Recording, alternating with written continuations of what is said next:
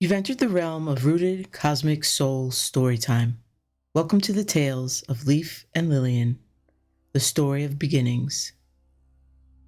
A short journey by D.B. Vasquez. This is journeys 7 through 9, our final installment of the story of beginnings. You can find a link to the two previous installments, journeys 1 through 4, and journeys 5 and 6, in the video description. If at the end of this story time you are so inclined, please like, subscribe, and share. Journey 7. We are the ones we've been waiting for. June Jordan. Leaf was about to ask Mama Esther, move on to where? As there didn't seem to be anywhere to move on to, but just before the question was about to leave her lips, the pathway upon which they stood expanded. An extensive, slightly obscured tunnel stretched out directly in front of them. Mama Esther turned, faced this dark and unknown passageway, and began to glide forward. Leaf wanted to follow immediately, yet as she attempted to step forward, she experienced her physical self in an extremely heavy and weighted way. This was not by thoughts or lack of alignment. This depth felt more like the density of physical and embodied bones and mass. The more her mind tried to move her feet forward, the more still she stood. This passageway is more than a tunnel, thought Leaf.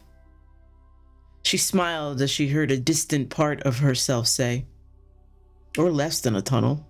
What's a tunnel in the mind's eye but a path to our deepest and truest parts?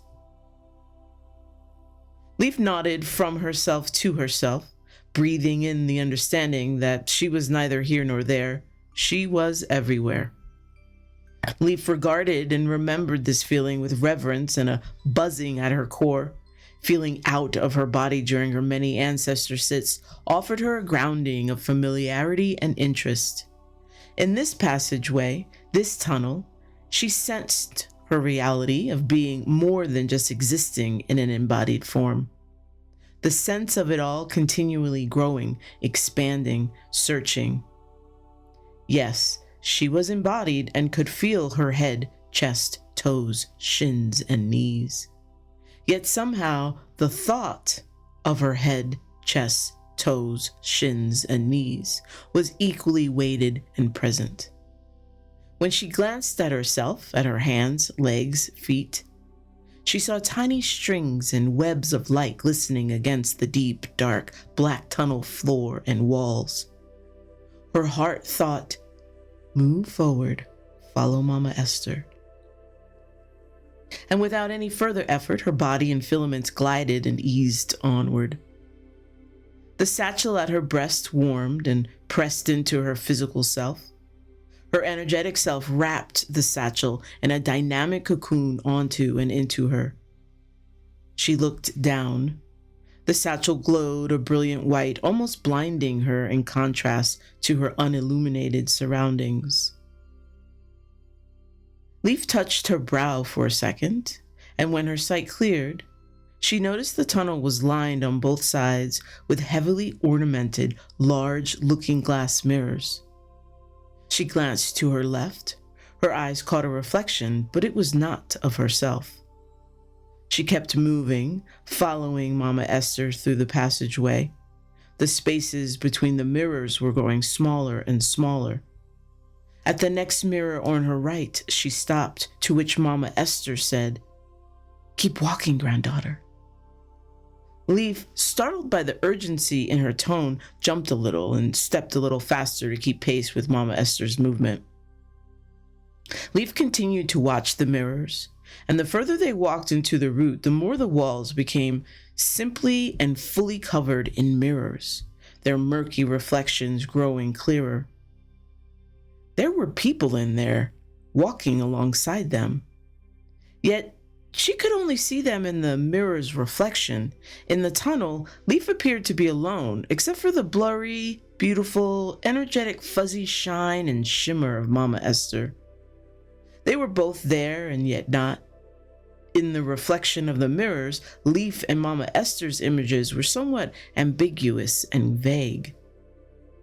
This enigmatic moment was made more mysterious as her own reflection began to crystallize and deepen in coloring and depth. The reflection of the others began to appear more clearly as well. While she and Mama Esther remained the only ones in the passageway, the mirror showed dozens of folks walking the tunnel alongside her. As they passed, they watched Leaf smiling and nodding. Full and bustling, the mirrored passageway reflected folks clad in attire Leaf had only ever seen in photos and drawings. Many of the folks with significant facial hair wore round hats with brims. Some of them wrapped their heads in a circle of stiff cloth, while the headgear of others only covered the eyes and brow in a sort of forehead shelf.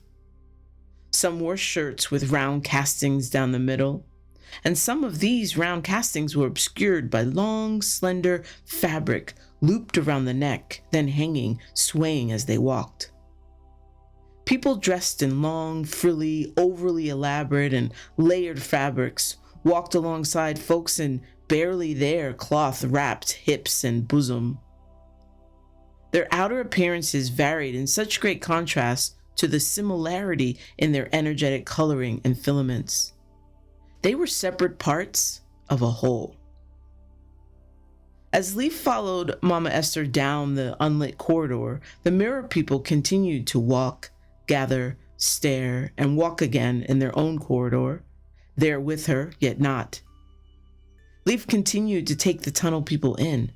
They ranged in age, many continuing to wear very different coverings and clothing from one another, clearly not from the same region or perhaps time and space. What intrigued her the most? The men.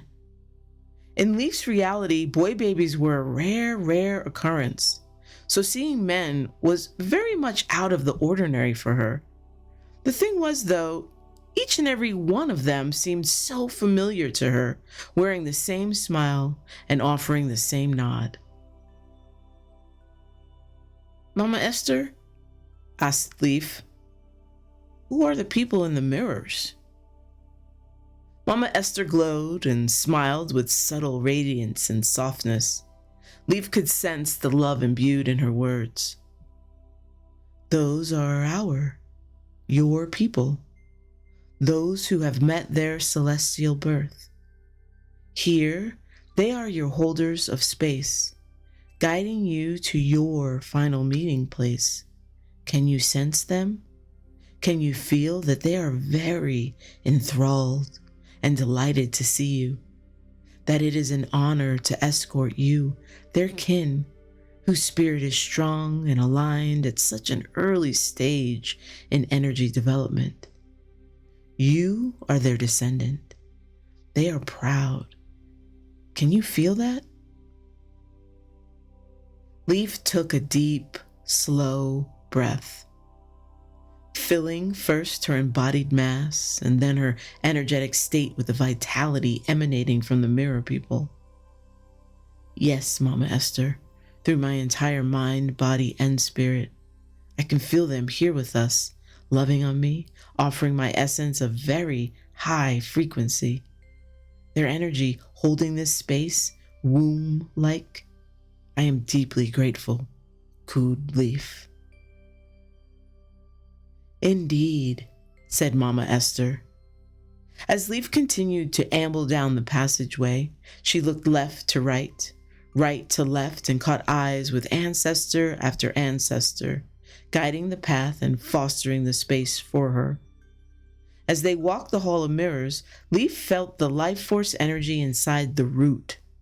There was a clear distinction between what she felt now versus what she felt before the satchel, conch, and mortar.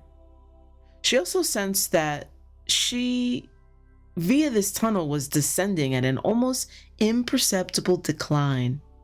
It took her a moment to perceive this downward trajectory, and that as they moved closer to the planet's core, it deepened. If she were in physical form only, she would never have even noticed. Mama Esther came to a slow, soft stop. Leaf moved her attention from the mirrors to the space in front of them, noticing that the tunnel, this passageway within which they progressed, had come to an end. Mama Esther turned and said, "From here on, you proceed on your own, granddaughter. I and your other light holders will meet you at the river's edge near your physical body." She smiled, her eyes glistening with a kaleidoscope of multicolored sparkles, and said, "We are so very proud of you." And with that, Mama Esther disappeared. Journey 8. No matter what accomplishments you make, somebody helped you. Ofelea Gibson. After Mama Esther took her leave, Leaf stood alone and in the darkness. Slowly, the mirrors lining the passageway disappeared. Leaf tried to make out what was in front of her, groping with her fingertips for a second, and then laughed at herself. Of course, she thought, remembering what Mugwort had said. "I am here to guide your spirit and further open you to what your eyes cannot see, that which cannot be felt with your fingers, that which cannot be heard with your ears." Leaf placed a palm to her chest, pressing the satchel in. As she began to flutter her eyes closed, she noticed the end of the pathway began to move. Lids heavy with reverence and concentration, she shifted closer to the moving, unidentifiable stir in space. The energy around her felt thick to her physical senses, her eyes seeing the dark black dirt about her. When it came close to her skin, it eased backward, moving and swirling like water. The oleaginous corridor walls expanded and contracted in a fluid, rhythmic motion. "The walls are breathing," Leaf muttered to herself. She wanted to reach out. She wanted to touch her surroundings. Her fingertips itched and begged her to do so, yearning to engage such stunning and alive energy. It was dark, thriving, and pulsing with growth, with anticipation, with abundance. Leaf knew better, though. This was not simply a physical quest. Engagement would not work via the physical body alone.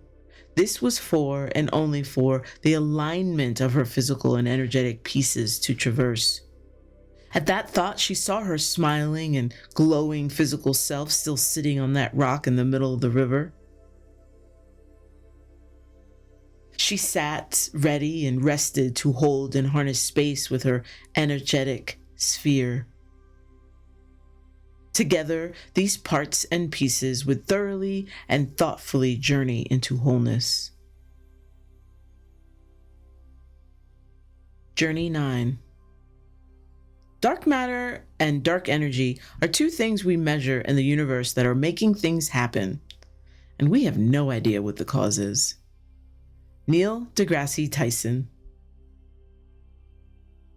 Leaf steadied her body on the rock floating in that rushing water and in the energy in the flowing yet still tunnel.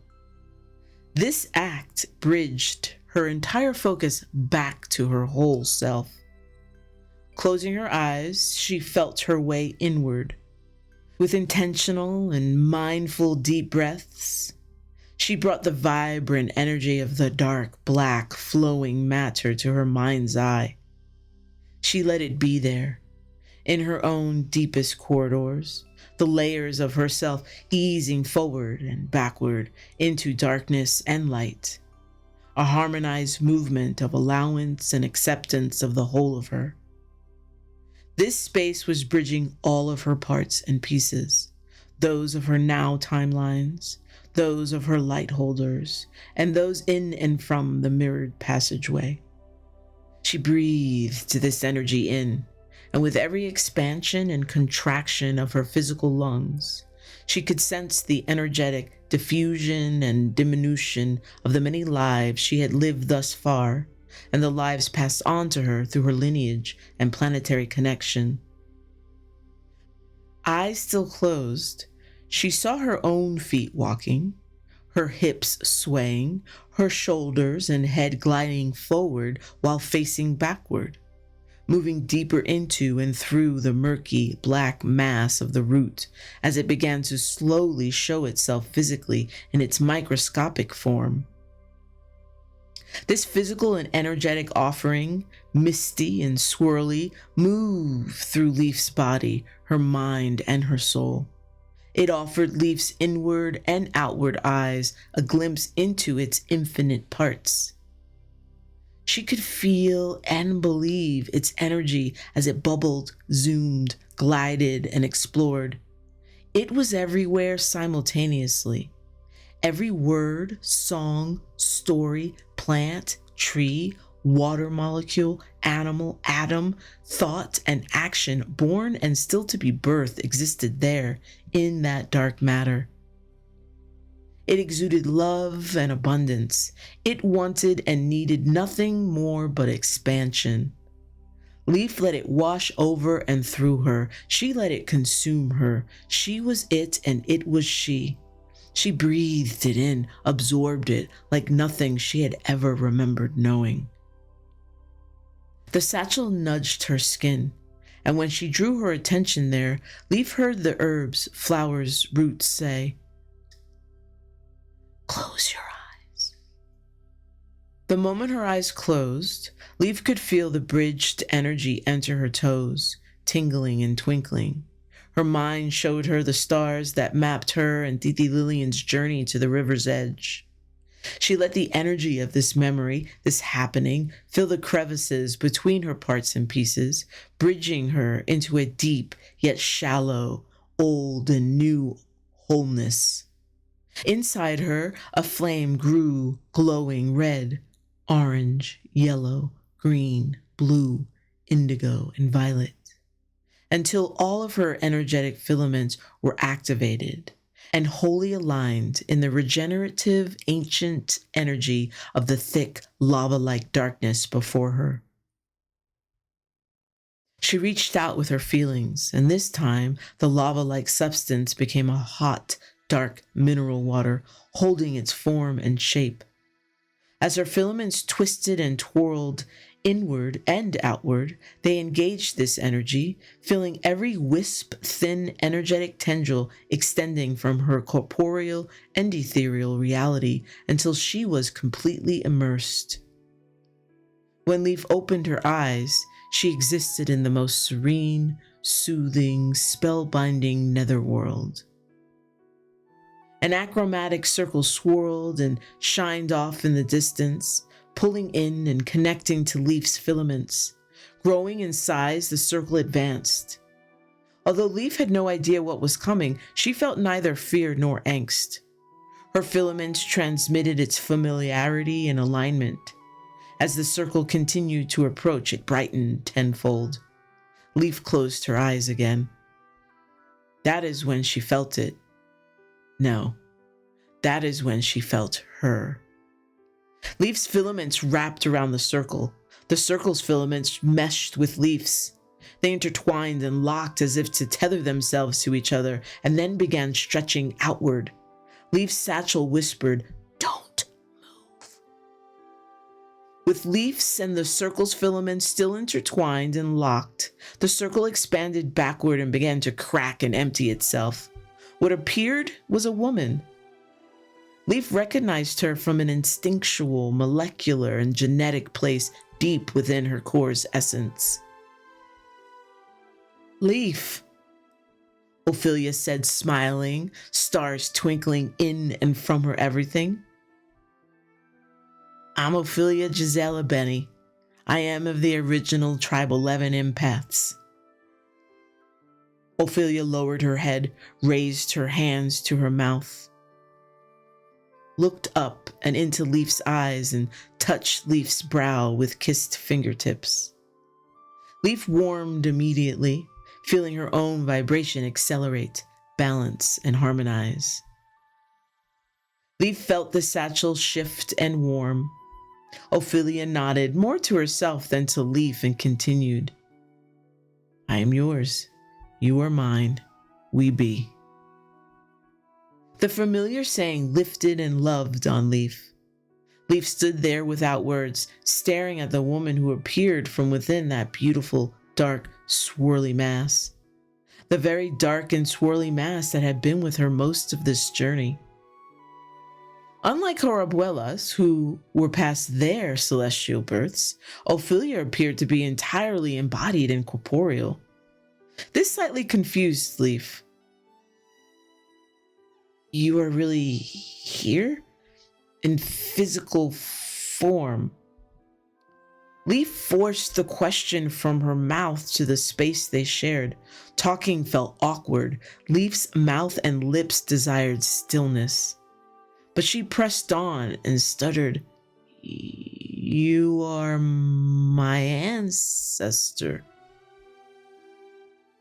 Ofelea reached out. This time she touched Leaf's lips.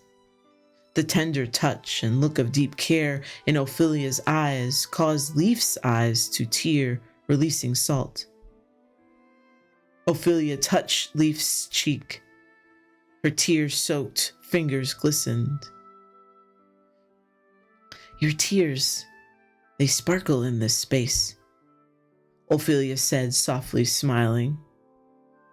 Leaf wanted to say something in response, but instead found her thoughts swirly and wandering too fast to find her words to catch up. Ofelea continued to smile at her, a sense of awe behind her deep, brown, familiar eyes. It will be hard for you to speak here, but we will not be here for long. Yes, I am in most ways an ancestor, and also I am not. Remember, I am yours, you are mine, we be. But we'll get to that soon. For now, this knowing should help you ground in our shared memories. One of my physical births was in what might be known as the year 2011. Before the Wet'suwet'en construct ended. In that timeline, I helped us initiate remembering and regarding a way of being. You simply know it as living, but it was a way of being many before you were kept from, their truest selves controlled, suppressed, and oppressed. In that timeline, my celestial birth was 3111. As you know, time is not linear, and time very much has a sense of its own. This is also true for energy, a force that intuits and inserts itself. You will sense and see shortly that time and energy are intimately intertwined. The former has quite the humor. The latter loves to be intrigued. Time might say, release the tie that binds, and therein your curiosity can be satiated, and the path found there crystallizes and clarifies what is sought. Ofelea shifted and ran her fingers along the wall of the passageway. As she did so, she left shimmering lights in her wake. She turned back to Leaf and said, A part of me lovingly nudges energy and time as I say to you with great intent and gratitude, I have been wanting and waiting to meet you, Leaf, for a very, very, very long time. Ophelia's body glistened and sparkled. For Leaf, Ophelia's image was almost too bright to take in, but the warmth of Ofelea, the divine love that oozed from her, would not allow Leaf to look away. In the distance, Leaf could hear a rumbling. The ground beneath her feet began to subtly shake. Leaf was filled with wonderment and curiosity, and all of it was directed at that space just behind Ofelea. The space where Ofelea ran her fingertips just a moment before now held a lavender-colored door, lined by butterflies and bumblebees. Everything in Leaf beckoned her to Ofelea and that door. Ofelea tilted her head to the side. "You're glowing, Leaf. Your filaments are wonderfully strong." A mischievous half-smile eased across Ophelia's lips, her teeth barely showing, yet giving a glimpse of the sunshine deep in her throat. She winked, her smile growing, her pupils dark, sparkling like a starry sky on a dark, new moon night. Behind Ofelea and Leaf, the butterflies and bumblebees danced to the rhythm of distant humming. The lavender door began to easefully open. Ofelea, now emanating a deep, violet flame from her filaments, looked into and through Leaf as she held out her hand and said, "After you."